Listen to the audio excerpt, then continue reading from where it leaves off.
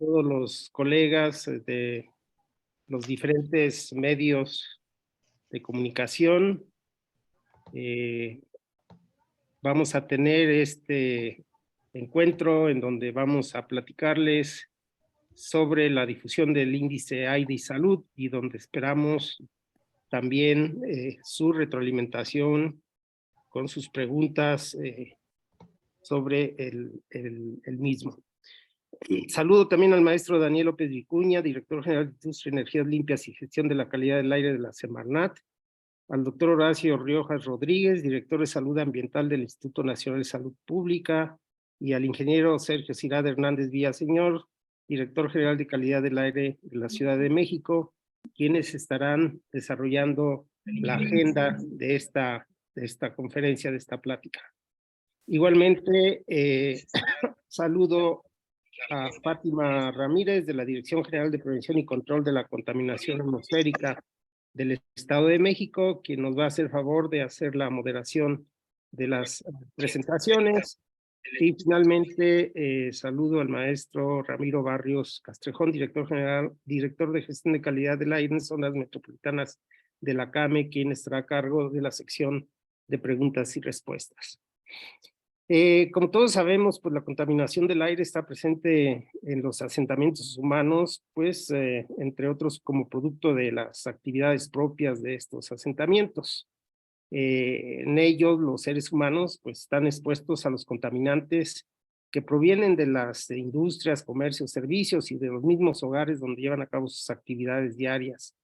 Y también en estos centros, pues debido a la gran cantidad de automotores, automóviles, camiones a diésel y gasolina que se utilizan para transportar las personas y los bienes y mercancías de todo tipo que se emplean en el sostenimiento y funcionamiento de estos asentamientos humanos. Por supuesto, pues los contaminantes presentan efectos sobre la salud de las personas y por eso es necesario medirlos y facilitar esta información a la población para que se proteja cuando los niveles de estos contaminantes sobrepasan los límites de las concentraciones que permiten limitar la exposición a ellos. Con el fin de proporcionar y facilitar de manera comprensible esta información para la población, pues utilizamos lo que se conocen como los índices de calidad del aire. En nuestro país, el Índice Nacional de Calidad del Aire está establecido en la norma 172, Semarnat 2017, que se llama Lineamientos para la obtención y comunicación del Índice de Calidad del Aire y riesgos a la salud. Esta norma entró en vigor en el año 2020 y desde entonces pues ha estado siendo utilizada por los sistemas de monitoreo para difundir la calidad del aire. En últimas fechas hemos identificado que pues en algunos casos la información no se está dando en apego a esta norma. Entonces, justamente el propósito de esta plática es de nuevo repasar junto con ustedes pues lo que establece esta norma, que es el índice, cómo se utiliza. Les agradecemos su presencia y vamos a proceder con el programa, esperando sea de su entero interés. Paso la palabra a Fátima Ramírez para que inicie la moderación de la conferencia. Que tengan buen día. Gracias. Gracias, doctor. Buenos días a todos.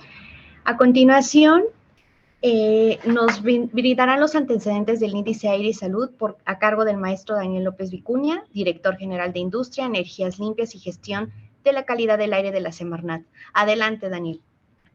Muchas gracias, Fátima.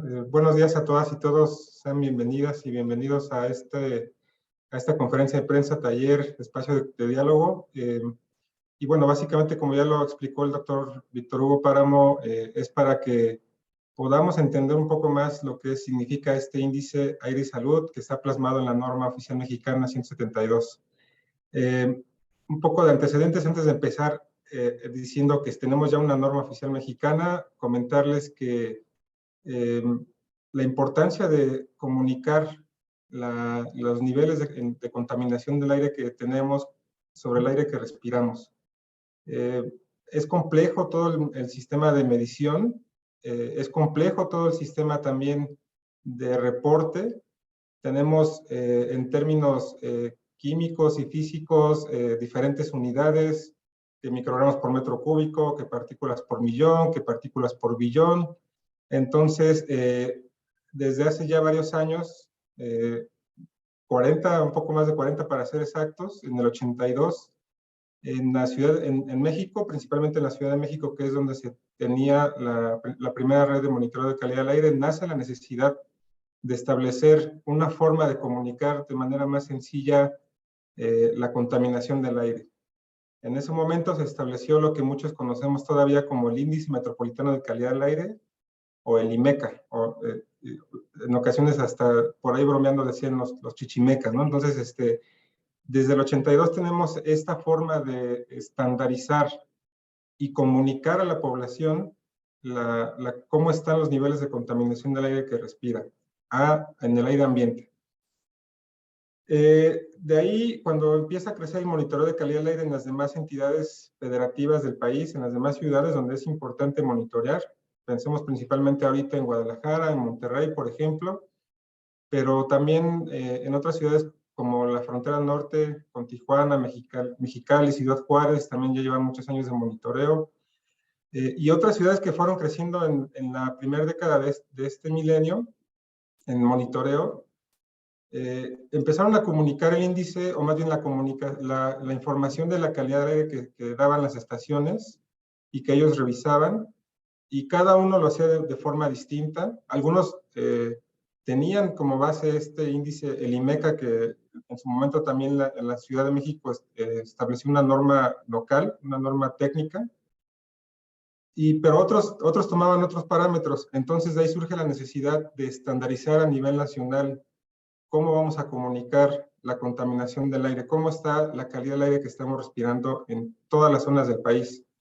En ese sentido, ya hoy lo veremos con nuestros dos ponentes del INSP, el doctor Horacio Rojas y el ingeniero Sergio Cirat, surge la necesidad de establecer esta estandarización nacional, y desde un poco antes de 2015 se tienen estos antecedentes de trabajo con el INSP, con Ciudad de México, con otras entidades federativas, que culminó en la norma oficial mexicana 172-2019, lineamientos para la obtención y comunicación del índice de calidad del aire y riesgos a la salud. Como aquí lo señalamos en esta lámina, esta norma fue resultado de un proceso participativo, donde tuvimos prácticamente participación de los 3 órdenes de gobierno, las organizaciones de la sociedad civil que siempre están atentas a cómo estamos trabajando en temas de calidad del aire, universidades, la UNAM y otras universidades fueron primordiales para el trabajo de este tipo de esta norma, y otros institutos de investigación y representantes de la iniciativa privada. Entonces, básicamente este es el antecedente general de lo que ahora tenemos como norma oficial mexicana 172. Si le das a la siguiente, por favor. Y bueno, como lo hemos comentado, su objetivo es que se tenga primero la información disponible. ¿Qué se está midiendo en las entidades, en las estaciones de monitoreo de todas las entidades federativas, de los municipios? ¿Qué se está midiendo? Y que esté de manera clara cómo se encuentra esa calidad del aire que estamos respirando. Es una herramienta para que la información pueda estar informada. Tenemos ya en algunas ciudades tienen sus aplicaciones específicas, y si no, también está el Sistema Nacional de Información de Calidad del Aire que opera el INEC, y también ahí pueden checar la población, cómo está la calidad del aire donde tengamos monitoreo de calidad del aire. Y bueno, la intención es que protejamos a la población, que se proteja a la población a la exposición de en caso de que hubiera una mala calidad del aire. Este índice recupera, ya lo veremos más adelante, también no solamente como pensando en la población en general.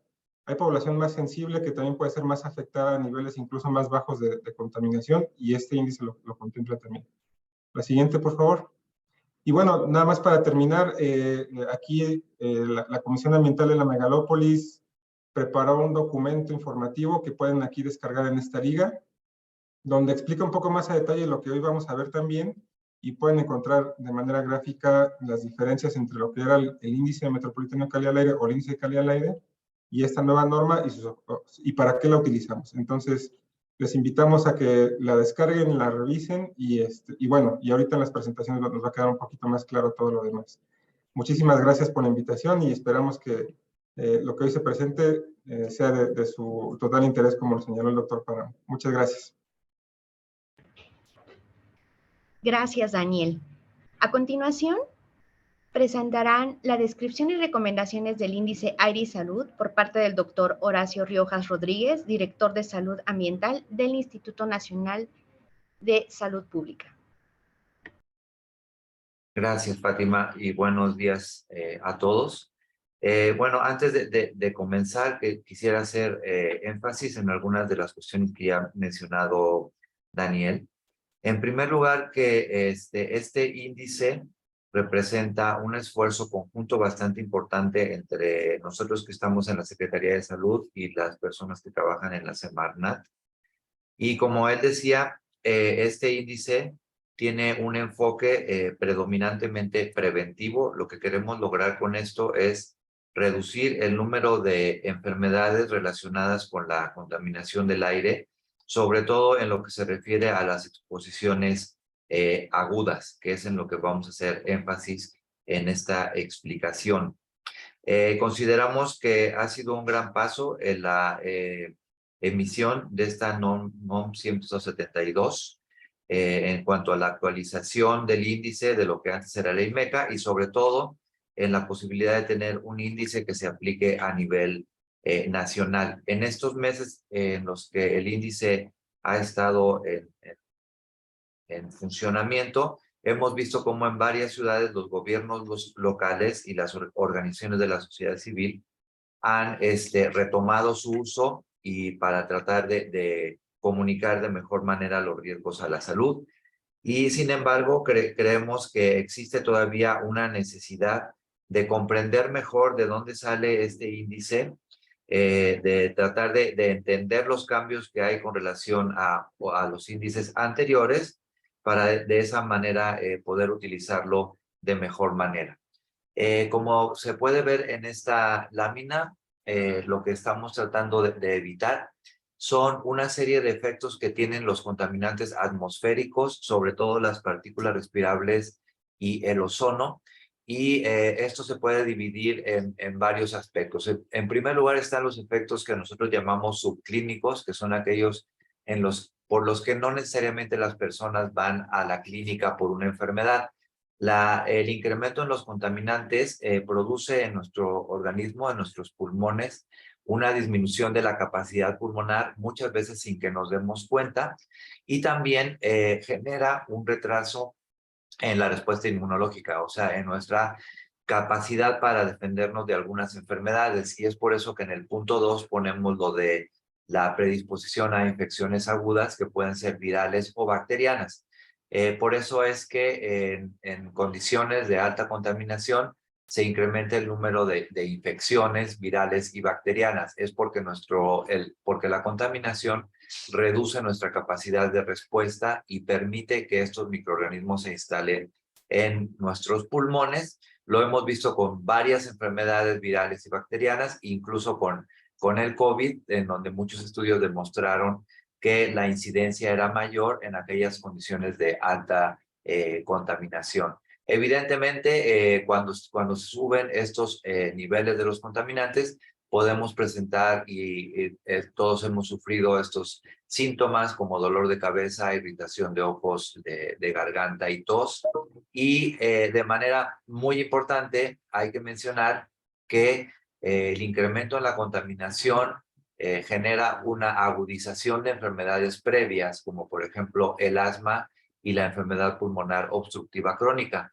También dispara eventos agudos en personas que tienen previamente enfermedades cardiovasculares y cerebrovasculares. Y este es el tipo de efectos en salud que estamos tratando de evitar utilizando este índice. La que sigue, por favor. Aquí hay un resumen de algunos de los efectos que producen las partículas, un poco más más a detalle. Ya hemos mencionado algunos, pero básicamente las partículas, mientras más pequeño es su tamaño, más capaces son de penetrar en el sistema respiratorio y pueden llegar hasta los bronquios, los bronquiolos e incluso los alvéolos. Y las partículas más pequeñas que llamamos partículas ultrafinas incluso pueden pasar a la sangre, ¿no? Entonces, y nosotros estamos expuestos a estos contaminantes y dado que tenemos que respirar al menos 16 veces por minuto, pues estamos expuestos a una dosis importante de estos contaminantes. La que sigue, por favor. El ozono, entonces, genera algunos efectos similares a los de las partículas. Destacar esta parte de irritación permanente del sistema respiratorio, digamos que también genera esta disminución en la capacidad de respuesta y la disminución de la función pulmonar. Y eso es muy importante cuando se hacen las recomendaciones, por ejemplo, sobre si se debe o no hacer ejercicio en condiciones de alta contaminación, dado que en la medida que respiremos más veces, pues la dosis que recibiremos será mayor. Entonces, el ozono es un contaminante altamente irritante y oxidante y por eso produce algunos de estos efectos en la salud. La que sigue, por favor. También tenemos que decir que la actualización del índice se da en el contexto de recomendaciones internacionales que ha hecho la Organización Mundial de la Salud para ajustar los niveles permisibles a largo plazo y a corto plazo. En el caso de los índices de calidad del aire, es muy importante tomar en cuenta las recomendaciones de corto plazo. Lo que están viendo aquí son las nuevas guías de calidad del aire de la OMS y están en un recuadro los niveles recomendados para 24 horas o para 8 horas en el caso de el ozono. Entonces también se pueden ver lo que llama la Organización Mundial de la Salud, las metas intermedias, que son límites a través de los cuales podemos medir qué tanto nuestros países van avanzando en la mejora de la normatividad y en la reducción de los contaminantes. Entonces, si bien hay metas, lineamientos bastante estrictos de la Organización Mundial de la Salud, también están ahí marcados lo que llamamos las metas intermedias, que son importantes para países como el nuestro tomar en cuenta tanto para la normatividad como para la generación de los índices. La que sigue, por favor. Aquí está cómo han cambiado las guías de la OMS entre el 2005 y el 2021. Actualmente la NOM 172 se construyó con base en las guías del 2005 y eventualmente habrá ajustes en el futuro tomando en cuenta las guías del 2021. La que sigue, por favor. Aquí están nuestras normas nacionales que, como pueden ver, para partículas y para ozono se está hablando de una progresión, o sea que estos límites se van a ir ajustando cada 2 años y esto impacta también en la manera como el índice eventualmente en el futuro se va a ir actualizando. La que sigue, por favor. Aquí están algunas cosas de cómo las partículas penetran en el aparato respiratorio y cómo pueden llegar hasta la sangre y de ahí distribuirse en todo el organismo. La que sigue, por favor. Están también las curvas dosis-respuestas que ha utilizado la Organización Mundial de la Salud, en donde se ha visto claramente y se ha demostrado el efecto de las partículas, en este caso, y la del ozono. La que sigue, por favor, con algunos efectos en salud que pueden ser desde efectos agudos como incremento del asma hasta efectos ya más graves como puede ser el incremento en la mortalidad. La siguiente. Y aquí podemos ver cómo en la NOM 172, publicada en el 2020, están establecidos las bandas y los rangos de denominación de la calidad del aire y los riesgos a la salud de acuerdo con diferentes concentraciones de los contaminantes. Aquí pueden ver, por ejemplo, para partículas PM2.5, PM10 y ozono, cómo con base en los estudios epidemiológicos se han establecido las bandas verdes en primer lugar y a partir de las verdes, las siguientes bandas que son de riesgo moderado, alto y muy alto. Una novedad que tiene este índice con respecto al INMECA es que justo incluye tanto la denominación de la calidad del aire como los niveles de riesgo a la salud asociados, y es por eso que este índice se llama Aire y Salud, justamente porque le hemos incorporado de manera bastante importante los riesgos a la salud. Entonces, a partir de estas concentraciones y de estas bandas, la siguiente, por favor, se pueden establecer los colores y eventualmente las recomendaciones. Y la norma tiene las recomendaciones divididas en dos. Uno para grupos sensibles y otro para toda la población. La siguiente, por favor. En esta lámina podemos ver cómo en la NOM 172 están detallados las recomendaciones tanto para los grupos sensibles, en donde incluimos los niños, los asmáticos, las personas que tienen enfermedades pulmonares y las personas que tienen enfermedades cardiovasculares. En la norma está especificado qué es lo que entendemos por grupos sensibles.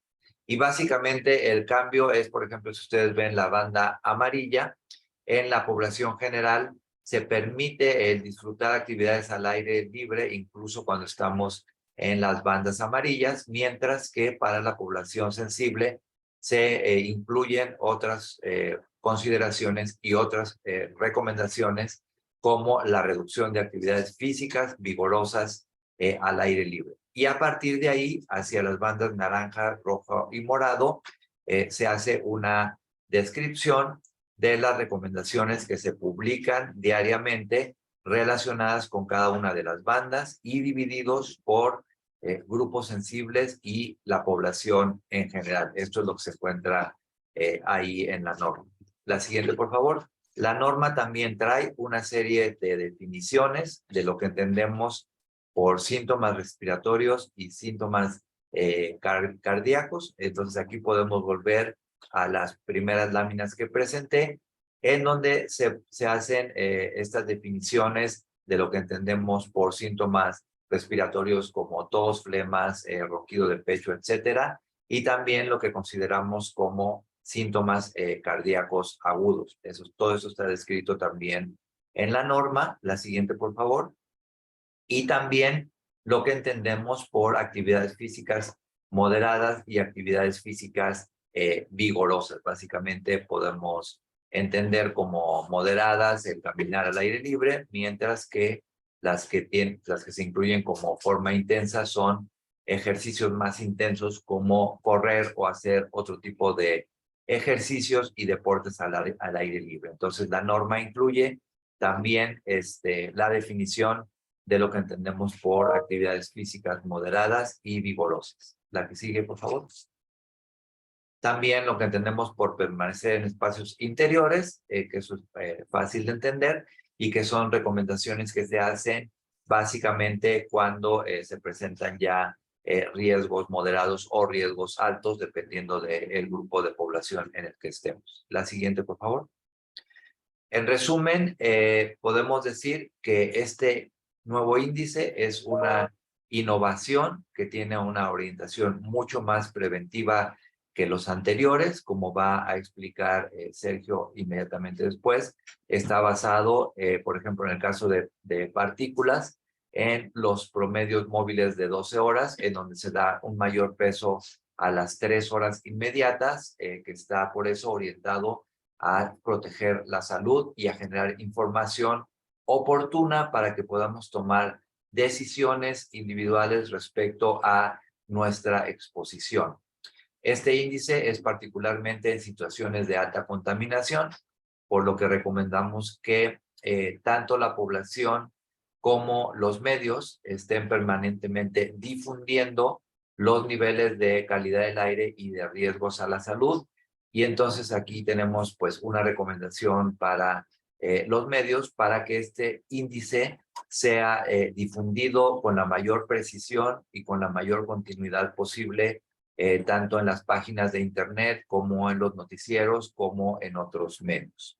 Entonces, bueno, esto es en resumen los fundamentos de salud que sostienen la publicación de este índice y la importancia que tiene en términos de salud pública, porque ciertamente el estar atendiendo las recomendaciones que genera el índice permitirá evitar una serie de eventos en salud muy importantes y de un gran número, y que se presentan sobre todo en la población más sensible. Y esa sería mi explicación. Muchas gracias. Agradecemos la presentación al doctor Horacio Riojas Rodríguez, director de Salud Ambiental del Instituto Nacional de Salud Pública. Y a continuación presentarán las diferencias entre el índice aire y salud y la contingencia ambiental atmosférica por parte del ingeniero Sergio Cirat Hernández Villaseñor, director general de calidad del aire de la Ciudad de México. Adelante, ingeniero. Muchísimas gracias, Fátima. Muy buenos días, tengan todos ustedes. Miren, lo primero que quiero mostrar son las 3 herramientas en materia de calidad del aire que se tienen en el Valle de México. El primero de ellos son las normas de calidad del aire. También hablaré del índice de calidad del aire y de lo que es la contingencia atmosférica. En el caso de las normas de calidad del aire, estas normas definen los valores límite de concentración de 6 contaminantes en el aire para proteger la salud humana. En el caso del índice de calidad del aire, esta es una herramienta que informa de manera oportuna y continua sobre el estado de calidad del aire que tenemos en la Ciudad de México o en el Valle de México y las acciones que recomendamos que la población aplique para proteger su salud ante eventos de alta contaminación detectados en el monitoreo de calidad del aire. Estos índices de calidad del aire utilizan las normas nacionales, en este caso la norma de nuestro país, en alguna de las bandas, particularmente en la banda actual denominada aceptable calidad del aire. Ahora bien, una contingencia atmosférica es un episodio eventual y transitorio donde se registra muy alta contaminación que puede afectar la salud de un alto porcentaje de la población. Voy a mencionar la utilidad y la temporalidad de cada una de estas herramientas para poder entender la diferencia entre ellas. En el caso de las normas de calidad del aire, la utilidad es establecer esa concentración base de contaminante que como país deseamos alcanzar, a partir del cual cada ciudad desarrolla una política pública ambiental tendiente a cumplir con dicho parámetro, con dicha concentración. La temporalidad de esta norma de calidad del aire es de varios años e incluso décadas. Es decir, se fija un valor y cada ciudad trabaja con distintos programas tendientes a reducir la contaminación que se genera para cumplir con ese valor. En la Ciudad de México, en el Valle de México, tenemos un programa de calidad del aire que tiene, dura 10 años y lo que pretende es ir reduciendo la contaminación que se generan en las distintas fuentes contaminantes como industria, vehículos, establecimientos de servicio, hogares, para cumplir con las normas de calidad del aire de nuestro país. Esa es la herramienta de normas de calidad del aire. Ahora bien, el índice de calidad del aire tiene la utilidad de informar cuando se ha registrado una calidad del aire que puede ocasionar daños en la salud para que la ciudadanía pueda protegerse a partir de evitar su exposición al aire contaminado. La temporalidad de esta información es de 1 hora, es decir, a partir de que se informa que tenemos mala calidad del aire o muy mala calidad del aire o extremadamente mala calidad del aire, la idea es que la población reciba esta información y si la mala calidad del aire se encuentra o se registra en la zona donde la gente se ubica, la recomendación es que evite esa persona en la hora corriente, en la hora que está pasando, evite hacer actividades al aire libre para proteger su salud. De esta forma, el índice de calidad del aire tiene la intención de proteger la salud de los habitantes con una durabilidad de 1 hora, porque cada hora vamos actualizando dicha información. Ahora bien, la contingencia atmosférica es muy similar al índice de calidad del aire en términos de que también pretende proteger de inmediato la salud de los habitantes, pero la contingencia atmosférica se decreta no cuando tenemos una mala calidad del aire, sino cuando alcanzamos concentraciones verdaderamente altas que ponen en riesgo a un porcentaje mayor de población en el Valle de México. Y la durabilidad también es para la hora inmediata posterior a que se decreta esta contingencia, pero puede durar todo un día o incluso varios días, llegando a alcanzar 6 o 7 días que históricamente se han registrado en el Valle de México. De esta forma tenemos una diferencia entre cada una de las herramientas y aunque las tres están vinculadas, hay una clara diferencia entre ellas. Siguiente, por favor. Quiero mostrarles la diferencia entre lo que es el índice de calidad del aire actual con lo que todo el mundo conocimos como el IMECA, que era el índice de calidad del aire en la Ciudad de México y en el Estado de México, que aplicó hasta el 2019. Como ustedes pueden ver, solamente coloqué 3 contaminantes, que son PM10, PM2.5, son los 2 cuadros de la izquierda, y ozono, que es el cuadro de la derecha. Ustedes pueden ver de inicio que el nuevo índice de calidad del aire y salud tiene 5 bandas, mientras que el índice anterior, el IMECA, tenía 6 bandas. También pueden ver cómo el índice actual, pues en términos generales, establece una reducción en los umbrales de cada una de las bandas. Por ejemplo, el índice actual determina una calidad de aire aceptable cuando llegamos a 70 microgramos metro cúbico de PM10 y antes era en 75. Con mala calidad del aire se tasaba de 71 a 132 microgramos metro cúbico y antes era de 76 a 214. Y si ustedes revisan la comparativa, destaca que de inicio el índice actual establece bandas más estrechas, de forma tal que se decreta una mala calidad del aire o muy mala calidad del aire, una extremadamente mala calidad del aire, en concentraciones menores a lo que se decretaba en años anteriores. Pero no solamente eso, en el caso de PM10 y PM2.5, también hay otro cambio muy importante que posteriormente voy a indicar. Algo que también quiero que observen es que la tabla que está sin colores del lado derecho en la parte inferior menciona cuáles son los umbrales o las concentraciones a las cuales se decreta contingencia. Veamos, por ejemplo, la fase 1 de ozono. Se decreta más bien, cuando se superan 154 partes por billón de ozono. Si observamos, cuando rebasamos 154 partes por billón, en el índice de calidad del aire anterior, era cuando pasábamos de mala a muy mala calidad del aire, que era cuando sobrepasábamos 155 ppb.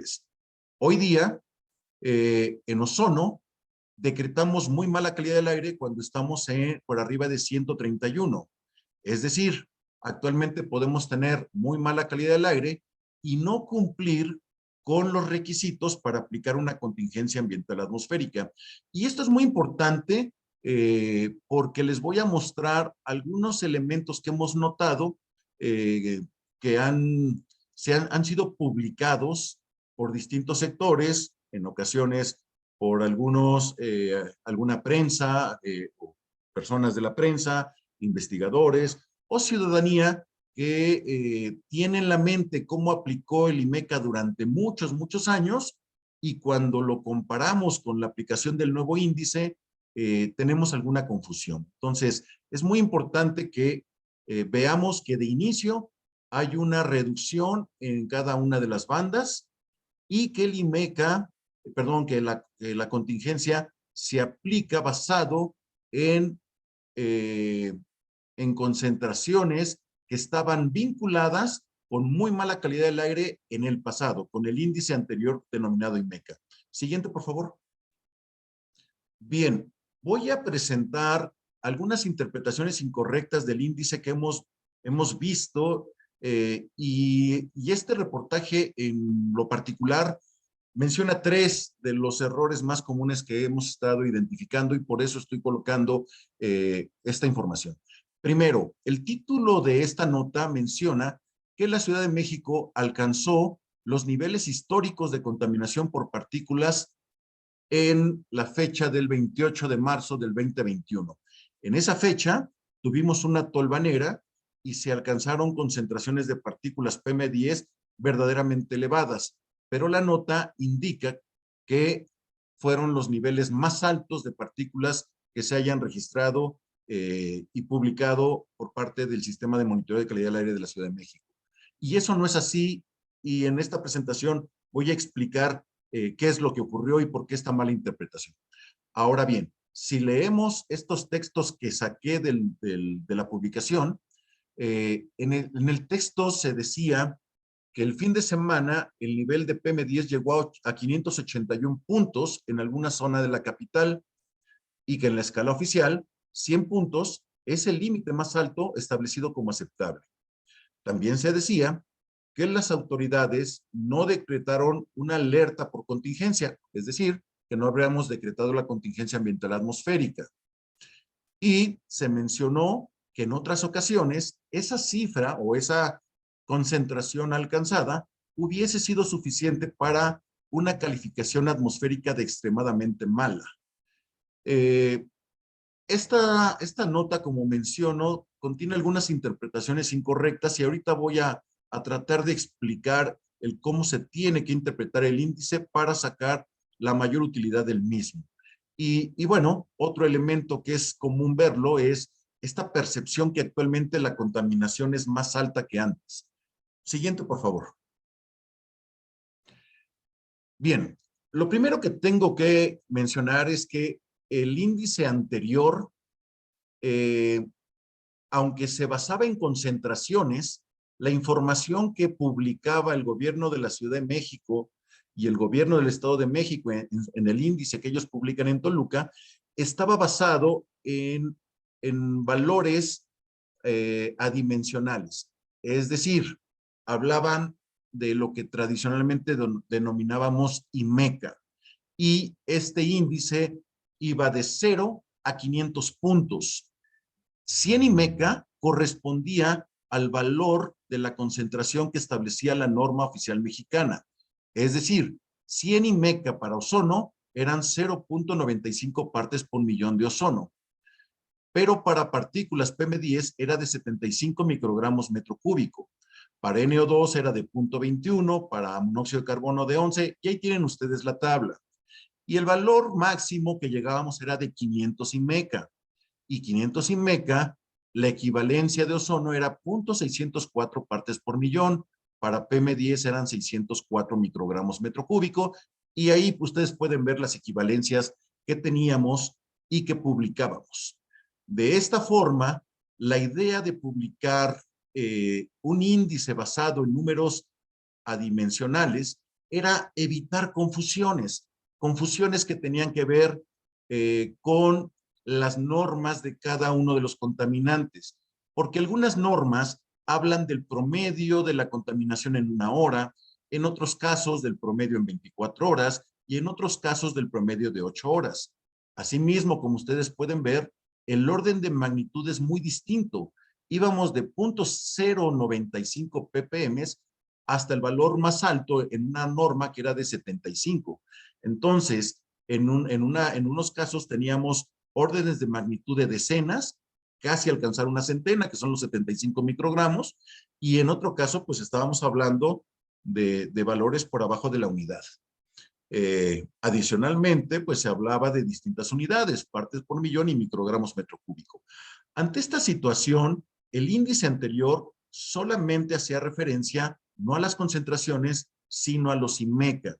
Y cuando llegábamos a una contingencia o las contingencias por ozono y partículas se decretaban cuando rebasábamos los 150 puntos IMECA. Actualmente, el índice aire salud ya no establece esta correlación de las concentraciones con un valor adimensional.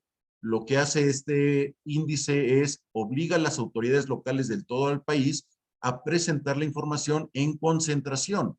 Entonces, lo que está ocurriendo es que antes llegábamos a tener valores de IMECA en partículas que aunque la concentración fuera muy alta, el IMECA se encontraba eventualmente por arriba de 150 IMECAS, llegando a alcanzar 160, 165 IMECAS. Hoy, como damos información de concentraciones, y en ocasiones, como esa tolvanera que superamos los 550 microgramos metro cúbico, la impresión que se da es que tenemos valores récord, y no es así. Siguiente, por favor. Aquí tengo lo que pasó ese día de la tolvanera. Ustedes pueden ver cómo se ven las concentraciones de acuerdo al índice actual y cómo tenemos valores en amarillo, verde, naranja, rojos y morados, porque la información que damos está en concentración y además es una información que está basada en un promedio ponderado de 12 horas, pero donde en realidad pesa muchísimo las últimas 3 horas. Si promediáramos las últimas 3 horas, básicamente estaríamos hablando del índice actual. Y entonces, ustedes pueden ver que ante la tolvanera que tuvimos, donde de forma inmediata se generaron concentraciones muy altas de PM10, pudimos registrar valores de hasta 661 microgramos metro cúbico. Ese valor está a las 19 horas en la estación de NESA.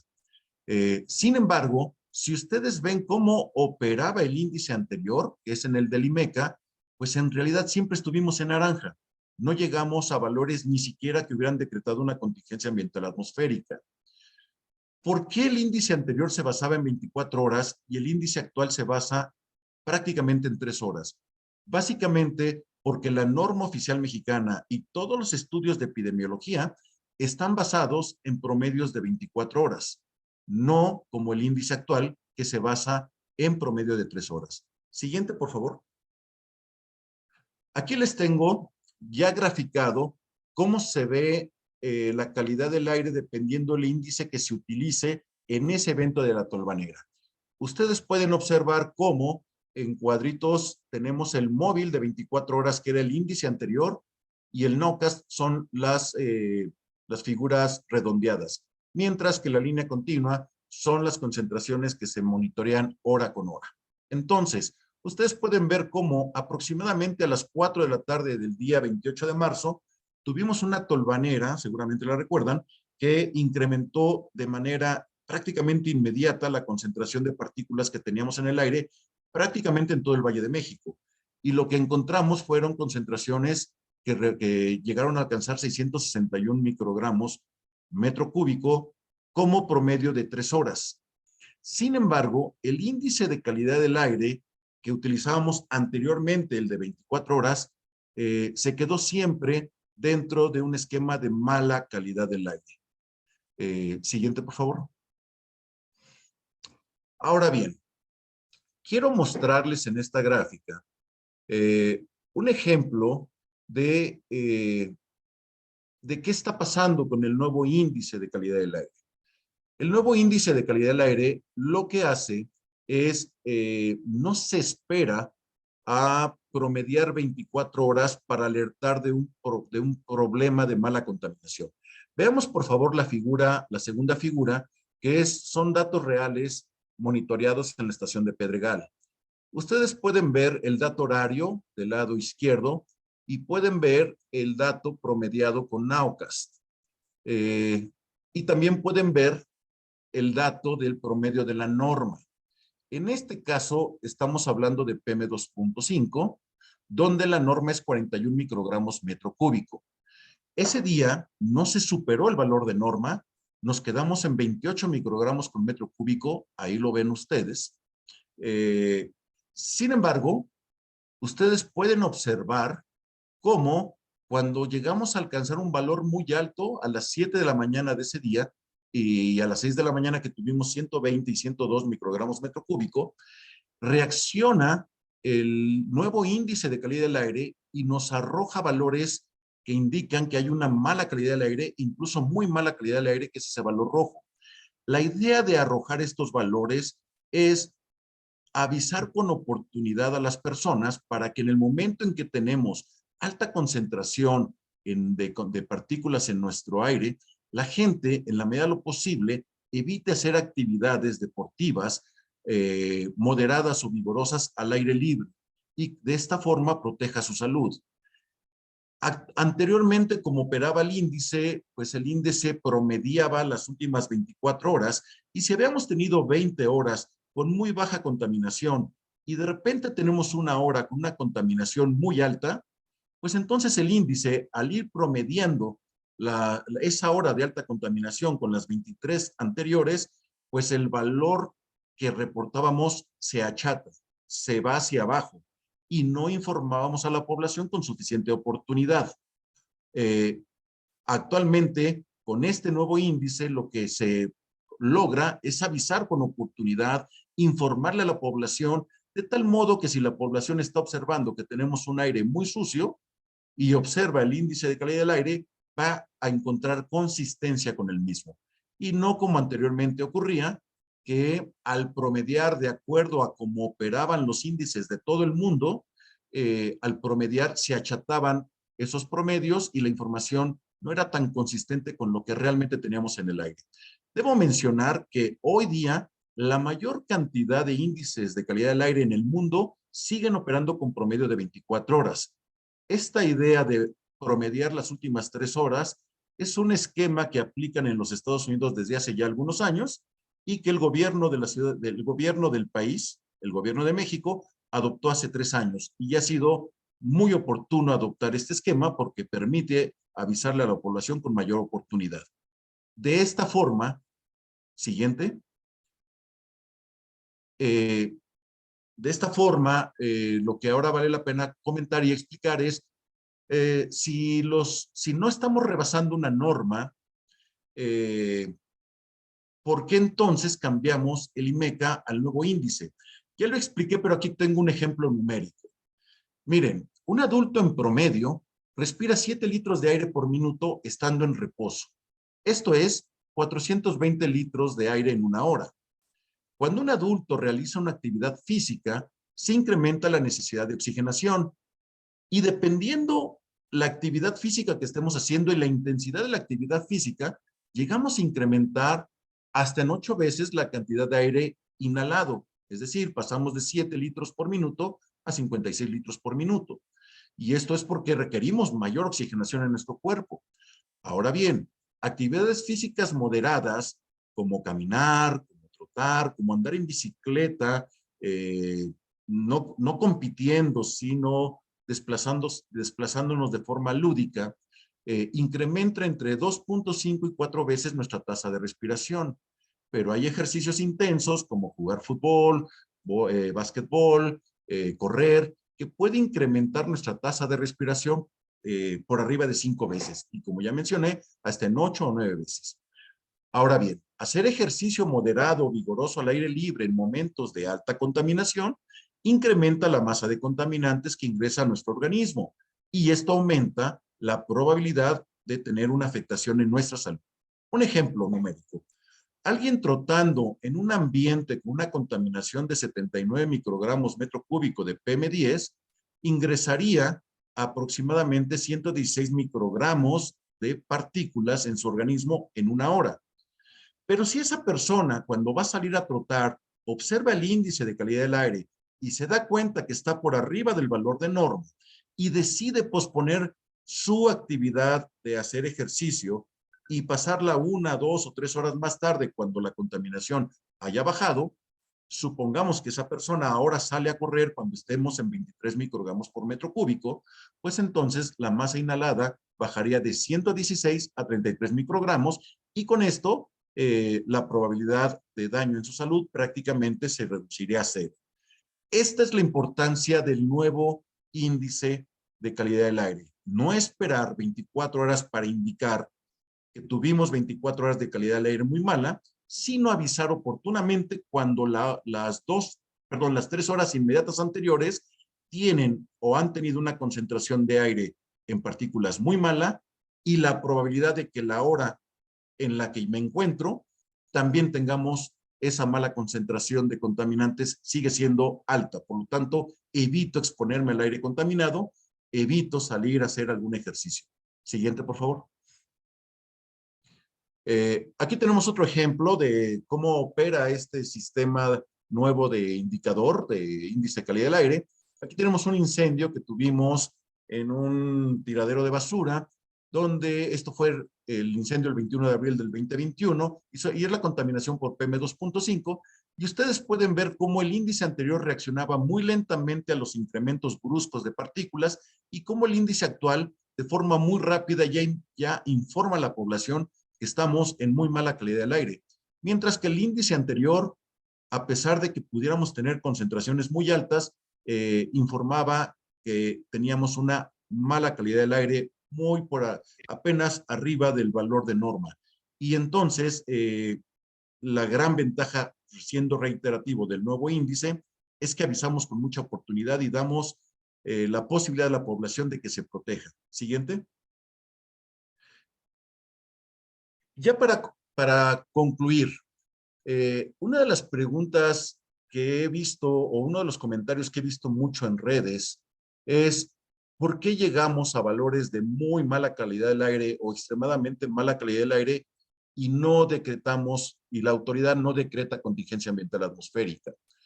Aquí les estoy poniendo la comparativa de 5 años. Cada cuadrito indica el valor máximo que se tuvo en alguna de las estaciones, o la banda máxima al que se llegó en alguna de las estaciones en cada uno de los días del año 2015 al 2020. Cuando evaluamos con el Nowcast, que es la norma actual, que es este promedio ponderado de 12 horas, donde, repito, tiene mucho peso las últimas 3 horas, vean ustedes la cantidad de días con naranja, con rojos e incluso con morados. Naranja significaría que estamos en mala calidad del aire, rojo en muy mala calidad del aire y morado en extremadamente mala calidad del aire. Sin embargo, cuando evaluamos con el tema de la norma oficial mexicana, ustedes pueden ver el lado derecho, esos mismos días, cómo en realidad no tendríamos absolutamente ningún morado, y los valores en rojo son muy pocos. No hay más de 15 valores rojos a lo largo de esos 15 años.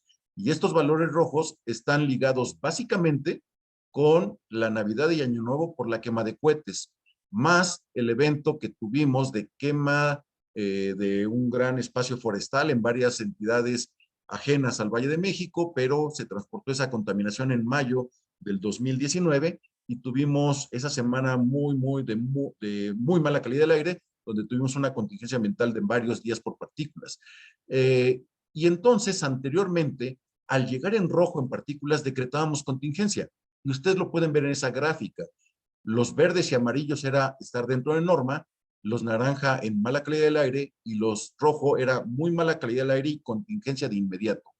Mientras que ahora, por este esquema de ser más protectores de la salud, más preventivos, y aplicar el nuevo esquema donde informamos de las últimas 3 horas, pues entonces se nos incrementa notablemente los naranja, los rojo y los morado. Pero llegar a morado no significa necesariamente aplicar contingencia ambiental atmosférica. Finalmente, ¿por qué en el caso del ozono, ahorita estamos en la temporada de ozono, por qué antes cuando llegábamos a rojo aplicábamos contingencia y hoy ya no necesariamente aplicamos contingencia al estar en rojo?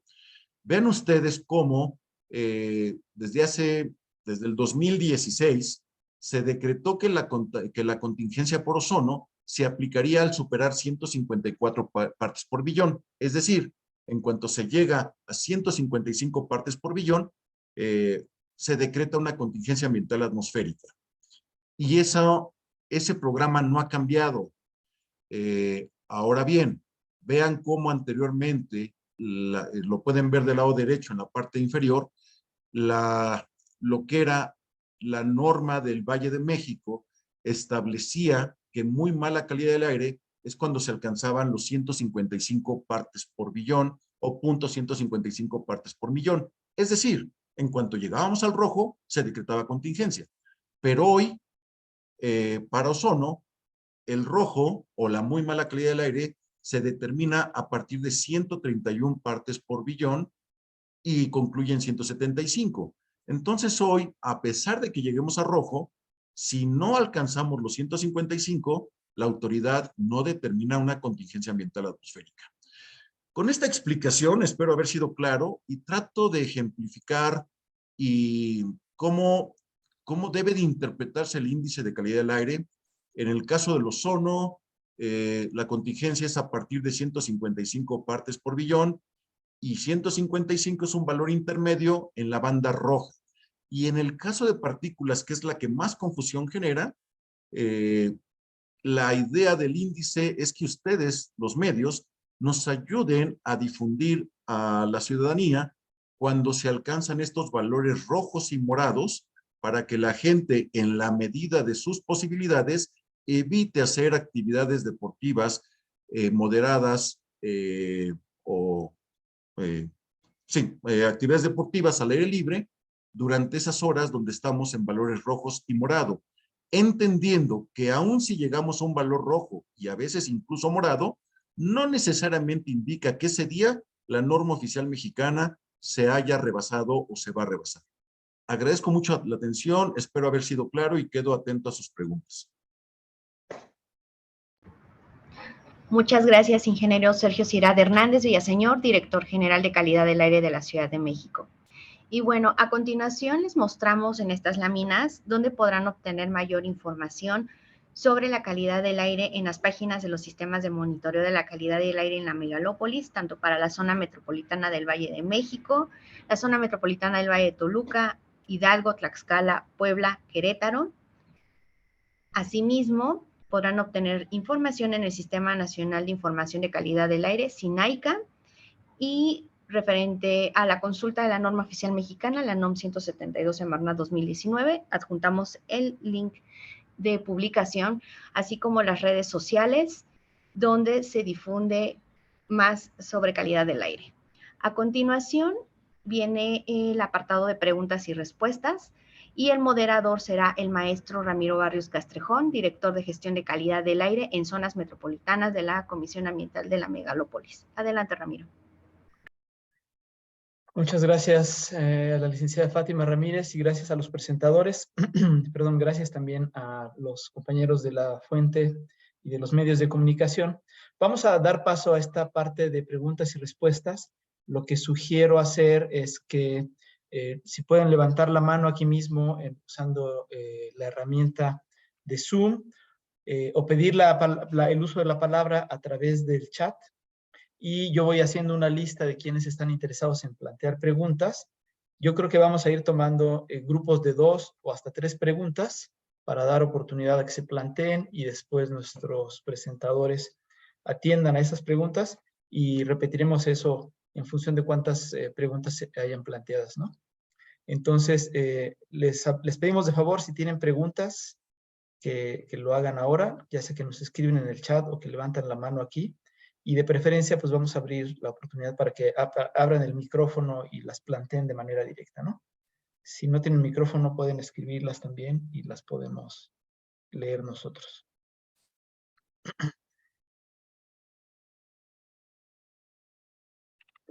Para empezar, por ejemplo, Laura Arana nos pedía las presentaciones.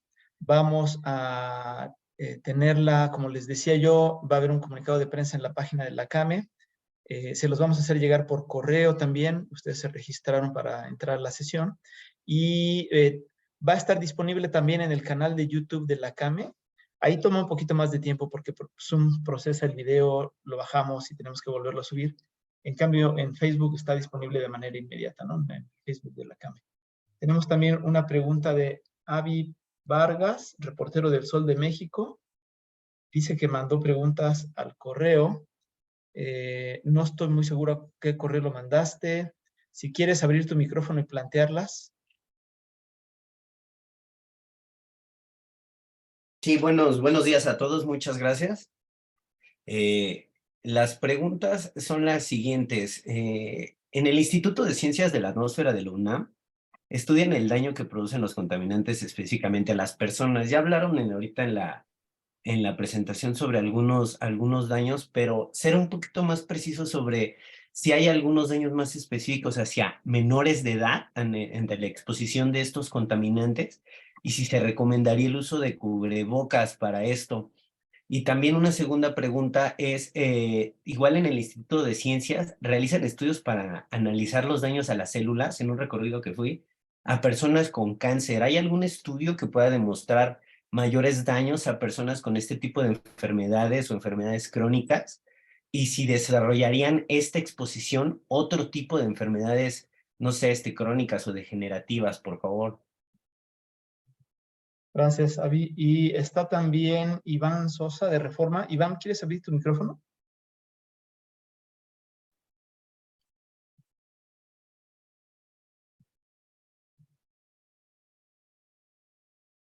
Ok, creo que Iván me las puso aquí en el chat de WhatsApp. A ver, son varias preguntas. Si les parece, entonces mejor hagamos primero, Horacio, si nos ayudas con las respuestas a Avi Vargas, y entonces ya hacemos las de Iván, que son varias, ¿no? Sí, muchas gracias. Sí, también nosotros aquí en el Instituto de Salud Pública hacemos varias investigaciones sobre eso y tenemos más o menos como unos 40 años trabajando en este tipo de investigaciones. Hay varios artículos e investigaciones hechas sobre los efectos de la contaminación en los menores de edad. Y este tipo de efectos en los menores de edad se dividen en efectos agudos y en efectos crónicos. Entre los principales efectos agudos es muy clara la relación entre el incremento de la contaminación y la frecuencia de infecciones respiratorias agudas, sobre todo faringoamigdalitis e incluso neumonías. Eso es un efecto bastante bien establecido en los niños. El otro que es muy claro es el efecto que tiene la contaminación, el ozono y las partículas en el incremento de crisis asmáticas en niños en ciudades como las de México. Hay varias publicaciones en un estudio que tenemos en niños de la Ciudad de México sobre esto. Entonces, se ve muy bien la asociación entre el incremento de los contaminantes y el incremento de emergencias y hospitalizaciones por asma. Y después, de manera muy importante, están los efectos de largo plazo, que digamos, no los mencioné ahora porque cuando hablamos del índice, hablamos básicamente de efectos agudos, pero tenemos estudios en Ciudad de México en donde se ha visto cómo la exposición crónica a los contaminantes disminuye el desarrollo pulmonar en los niños. Eso quiere decir que en las zonas más contaminadas, los niños no alcanzan a desarrollar adecuadamente sus pulmones. Ese es uno de los impactos de largo plazo más importantes que se ha visto. Y actualmente se están haciendo estudios sobre el efecto de la contaminación crónica sobre enfermedades metabólicas, o sea, de cómo contribuye la contaminación a la obesidad y a la diabetes, entre otras. Y finalmente, en cuanto a enfermedades crónicas, también hay varias publicaciones en las que se ve cómo la contaminación crónica contribuye a la incidencia de asma, o sea, a casos nuevos de asma, a casos nuevos de enfermedad pulmonar crónica y también a cáncer de pulmón. Y este último lo vinculo con el tema de los daños en las células. Como mencioné en una de las diapositivas, la OMS tiene clasificada la contaminación atmosférica como un cancerígeno tipo 1A, quiere decir como un cancerígeno conocido, y eso ocurre principalmente por exposición crónica a partículas, que además tiene pegados algunas otras sustancias químicas como los hidrocarburos, y eso ocurre básicamente porque se ha visto que algunos contaminantes producen un efecto sobre el DNA de las células y eso hace que se empiecen a reproducir células cancerígenas, sobre todo en los pulmones, pero hay otros efectos. Sobre otras enfermedades crónicas, por ejemplo, acabamos de terminar y publicar un artículo sobre el efecto de las partículas en la incidencia de diabetes en un estudio hecho con maestras mexicanas. Sobre el uso de cubrebocas, hubo muchísima discusión en la Organización Mundial de la Salud previo a la pandemia y básicamente la recomendación en términos de la exposición a partículas era que los cubrebocas deben o serían recomendables de usar en condiciones en que las partículas suspendidas aumenten su concentración de manera muy importante. Ahora, después de la pandemia, pues sí, nos hemos quedado un poco con la costumbre del cubrebocas y ciertamente en condiciones de alta contaminación pueden ser útiles. Tienen algunas restricciones, por ejemplo, no se debe hacer mal uso del cubrebocas en personas que tienen enfermedad pulmonar crónica, salvo que las concentraciones sean muy altas, porque el mismo cubrebocas puede hacer que ellos disminuyan su capacidad pulmonar. Entonces, en ese tipo de pacientes se debe utilizar con bastante cuidado. Eso sería algunas de las respuestas a las preguntas, Ramiro. Una precisión rapidísima. Esta acotación que hace de los niños que no desarrollan el pulmonar, ¿en qué rangos de edades se da, doctor? Esta investigación se hizo en niños escolares de la Ciudad de México. Los niños tenían entre 6 y 9 años de edad y fue un estudio de seguimiento por 3 años. Pero de ahí se asume que esta baja en el desarrollo pulmonar puede empezar incluso antes, pero el estudio publicado está hecho en niños escolares. Gracias, doctor Riojas. Tengo varias preguntas de Iván Sosa. Lo que me comenta Iván es que no se pudo conectar en la sesión de Zoom y entonces lo está siguiendo a través del Facebook Live. Entonces me manda sus preguntas por otro chat. Nos pregunta Iván Sosa entonces, ¿cuántas horas durante el día la contaminación por ozono llega al naranja, malo, y al rojo, muy malo? ¿Cuántas horas es permisible de acuerdo con la norma mexicana? ¿Qué tan lejos estamos de los niveles sugeridos por la Organización Mundial de la Salud? También nos pregunta, si hay picos de color rojo, muy malo, y violeta, extremadamente malo, ¿por qué en redes sociales las autoridades ambientales no explican a qué se debió ese pico? Y todos nos quedamos con la duda. Y la última pregunta de Iván, ¿habrá una actualización este año de los niveles a partir de los cuales se detona la contingencia por ozono y por partículas? Yo creo que Sergio Cirat a lo mejor nos puedes ayudar aquí, aunque también doctor Horacio Riojas hay una parte. Sí, muchas gracias. Gracias, Sergio. Bueno, hablar de un número promedio de días en que estamos en rojo, en naranja, en ozono o cualquier otro contaminante, pues es complicado porque eso va a variar en función de la temporada del año en la que nos encontremos, del año en sí. Entonces, lo que quiero comentar es que tenemos toda esa estadística, puede ser obtenida por ustedes en nuestra página de calidad del aire, en la página del CIMAT. Ahí viene la información histórica y viene la información día con día, hora con hora.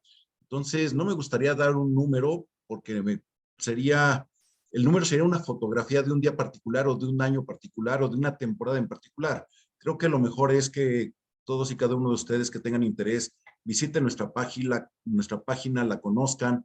Hay gráficos que hablan de estadística, valores promedio, valores máximos, valores mínimo, pero también están las bases de datos crudas para que ustedes puedan operarlas. Entonces sí, no quisiera dar un número específico, sino más bien invitarlos a que conozcan la página. Gracias, Sergio. Doctor Horacio Riojas, no sé si quieres comentar algo al respecto. Si no, hay una pregunta de Ricardo Trejo, de Enfoque Noticias, que dice que tiene problemas con el micrófono. Nos dice, ya se han presentado 3 contingencias ambientales. ¿Cuántas más podrían registrarse según sus observaciones? Aquí creo que el doctor Páramo podría ayudarnos. Sí, efectivamente hemos tenido ya este año 3 contingencias. La primera fue justamente el 1 de enero y fue producto de pues las quemas de fogatas y pirotecnia que ocurrió la noche del 31 y la madrugada del 1. Esa contingencia fue por partículas PM2.5. Después, en el mes de febrero que tuvimos la conferencia de temporada de ozono, ahí fue donde se mencionó la estimación del número de contingencias que se podrían esperar este año y se mencionó que estarían en un rango de entre 5 y 7. Entonces, la respuesta es, a la fecha llevamos 2 contingencias por ozono y pues dependiendo de cómo se vaya a comportar el tema de las ondas de calor y el comportamiento de los sistemas, pues así podrá ese número mantenerse o ser menor o mayor. Son pronósticos que se hacen en función de modelos de lo que se puede esperar, pero como todo pronóstico, pues tiene incertidumbres. Gracias, doctor Páramo. Hay otra pregunta de Iván Sosa de Reforma. Esta es específica sobre, la pregunta dice, ¿cómo influye la respiración de ozono y partículas en la diabetes? En la Ciudad de México, en el Valle de México, las personas con diabetes ven debilitado su sistema inmunológico al exponerse a la contaminación. Doctor Riojas, creo que ahí nos podrías ayudar, por favor. Ok, bueno, sí, el efecto en el caso del ozono no se ha visto una relación con la diabetes. Lo que se ha visto es por exposición crónica a partículas respirables, específicamente a las PM2.5. Y lo que ocurre es que entre otros efectos que tiene la contaminación, más allá del corazón y de los pulmones, también tiene impacto sobre otros órganos y sistemas, y entre ellos está el páncreas, que es el órgano que regula la concentración de azúcar en la sangre. Entonces, lo que se está viendo entonces es que la contaminación a largo plazo, también a través de daño a estos órganos y sistemas, también está contribuyendo al incremento de enfermedades crónicas como la diabetes. No es la principal causa de la contaminación atmosférica de la diabetes, desde luego. Eso tiene que ver con patrones de alimentación y estilos de vida, pero sí se ha visto que hay una fracción en la causa que sí tiene que ver con la contaminación, y con mucho gusto podemos enviar un par de artículos que hemos publicado sobre eso. Excelente, muchas gracias. A lo mejor podemos, si nos compartes la liga, nosotros la ponemos en nuestra página cuando vamos a poner el comunicado de prensa final y los podemos enviar también cuando enviemos las presentaciones. Tenemos ahora unas preguntas de María Ruiz, del medio se llama Pie de Página. María, ¿puedes abrir tu micrófono?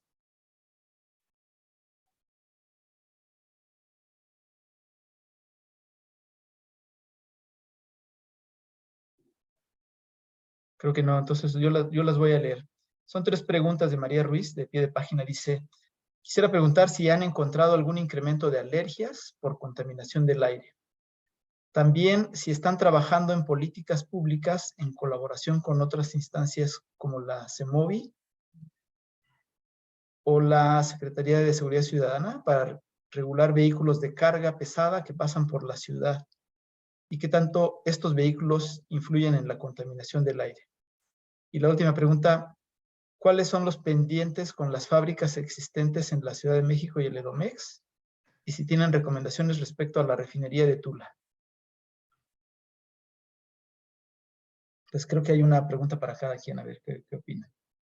Sergio Cirad y el doctor Páramo creo que nos pueden ayudar aquí.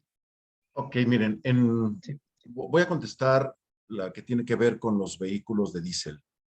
En realidad los vehículos de carga, por el peso de la mercancía que tienen que manejar, o en el caso de autobuses, por el peso de los pasajeros, utilizan motores diésel. Estos motores, por el principio de operación que tienen, generan muchísimas partículas de hollín.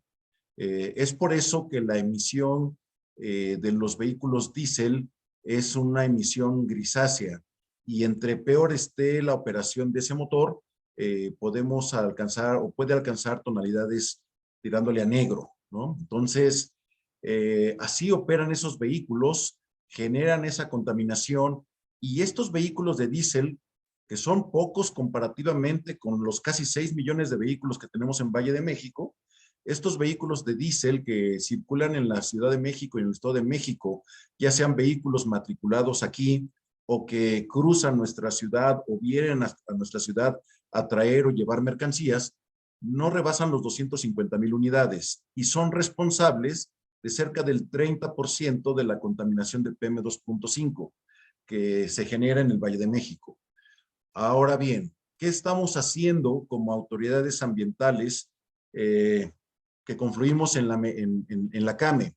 Lo que hemos lanzado un programa que se denomina autorregulación de vehículos a diésel, a partir del cual estamos promoviendo que los nuevos vehículos de diésel que estas empresas adquieran puedan traer trampa de partículas.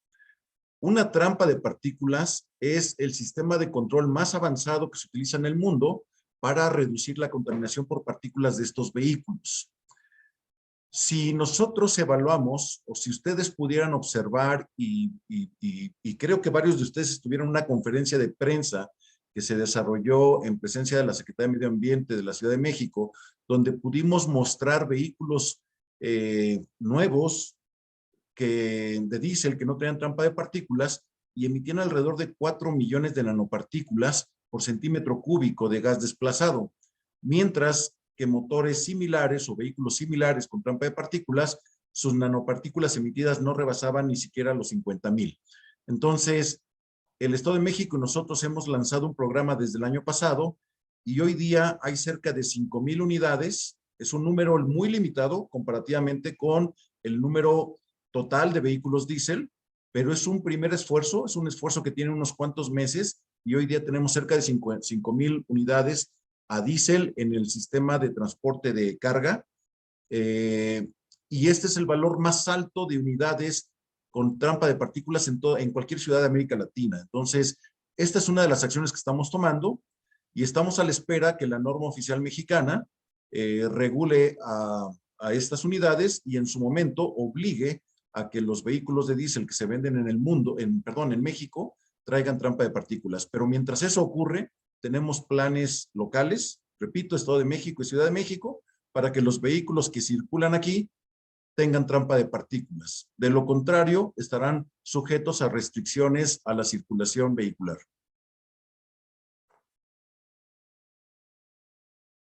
Sergio, gracias.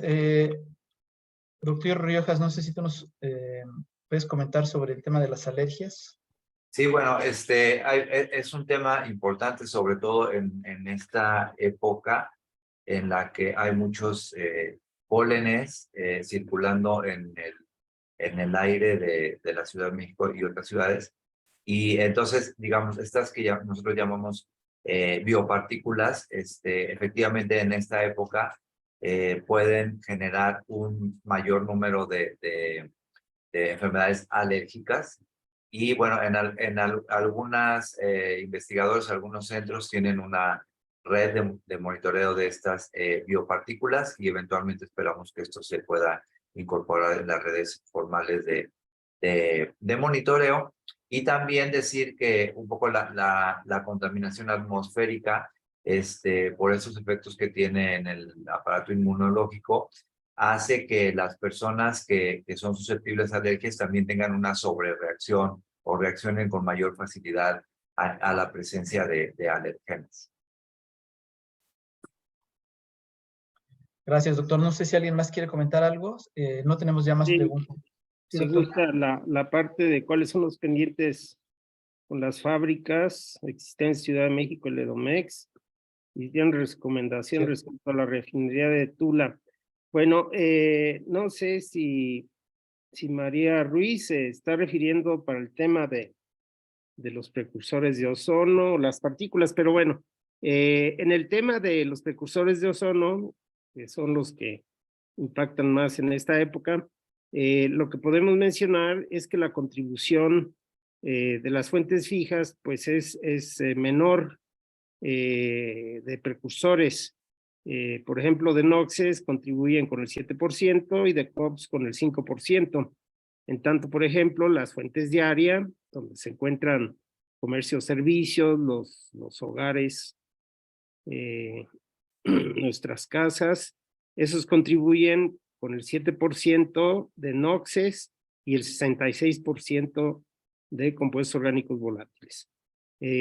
Las fuentes móviles, sabemos que NOxes es el 86% de contribución y de compuestos orgánicos volátiles el 22%. Entonces, en términos del ozono, sí participan, pero digamos, su participación es minoritaria. Si vemos en términos de las partículas PM2.5, aquí su contribución es mayor. Contribuyen con el 19% de las emisiones, en tanto que las fuentes diarias con el 36% y las fuentes móviles con el 43%. Entonces, no es la mayor contribución, pero sí es significativa. En la zona metropolitana del Valle de México, desde los 90 se trabajó mucho con la industria. Primero hubo la reubicación de la industria muy pesada hacia afuera de la zona metropolitana. Se clausuró la refinería 18 de marzo, que estaba en Azcapotzalco, y en particular las fundidoras y las cementeras, la gran mayoría de ellos se reubicaron. También se estableció por norma que el combustible que utilizaran las industrias fuera de bajo azufre. El combustible industrial en la zona metropolitana debe ser menor a 2% de azufre, si no recuerdo, o 1%, no tengo presente bien, pero es entre 1 y 2. Sí, 2%, en tanto que en el resto del país, pues esto prácticamente puede ser superior a 3 o 4%. Hay algunas normas que regulan a las industrias. Hay una para la calidad del combustible y hay otra, por ejemplo, para las emisiones de partículas. Allí está en la agenda de Semarnat, en la parte de actualización de normas, trabajar sobre estas normas de la industria. Entonces, pensamos que esa parte pues se tiene que actualizar. La regulación de las industrias incluye algo muy importante. Para cada industria debe de tener un permiso para operar, un permiso ambiental. Y cuando se les otorga ese permiso, se le establecen condiciones de operación. Y en particular para las contingencias, se les establece límites máximos que pueden emitir. Cabe mencionar que el programa de contingencias también establece un mecanismo para que estas industrias queden exentas de la aplicación de la contingencia si instalan equipos de control para NOxes y para COPS. Y esto en el pasado, en los años 90-2000, se estuvo realizando de tal forma que hay muchas empresas que cambiaron sus quemadores de sus calderas y instalaron quemadores de bajo NOx. Esa es una manera de exentar la contingencia y lo hicieron. Y hay otras que también estuvieron instalando equipos de recuperación de hidrocarburos en sus procesos. Todo eso lo regula la Semarnat, tiene al día esos programas, de tiempo en tiempo actualizan esas licencias y una de las partes que se analiza en particular es esta parte de que sus equipos que tienen comprometidos para exentar la contingencia sigan operando en buenas condiciones. Respecto a la refinería de Tula, pues ahí el tema está con la producción del combustóleo y para eso pues se tiene previsto la instalación de una planta que va a permitir tratar ese combustóleo y digamos convertirlo en productos más ligeros y menos contaminantes. Es un tema que también está incluido como una de las acciones del ProAire de la zona metropolitana actual y al cual la Semarnat pues, le da seguimiento. Es todo, Ramiro. Muchas gracias, doctor. Creo que no hay más preguntas, a menos que alguien levante la mano o ponga algo en el chat, pero no veo nada más, entonces creo que si no hay más preguntas, pues podemos dar por terminada la sesión, la conferencia del día de hoy. De todas maneras, aquí en el chat les estamos poniendo información de la página web donde pueden encontrar la página web de la CAME e información adicional de estos seminarios que hacemos, estas conferencias, información adicional del trabajo de la CAME y de quienes forman parte de la comisión, que son quienes hacen este trabajo. Pues sin más, agradecer a todas y a todos por su presencia el día de hoy, agradecer a nuestros presentadores y a los representantes de los medios de comunicación. Muchas gracias, doctor, gracias. Sí, doctor, si usted quiere. Muy buenas tardes a todos.